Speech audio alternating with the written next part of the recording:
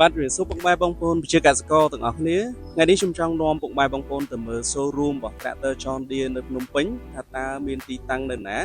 ហើយមានលក់អីខ្លះបាទដោយសារតែផ្លូវឆ្ងាយផងអញ្ចឹងកុំឲ្យខាត់ពេលយូរតោះយើងធ្វើដំណើរទៅទាំងអស់គ្នាបាទ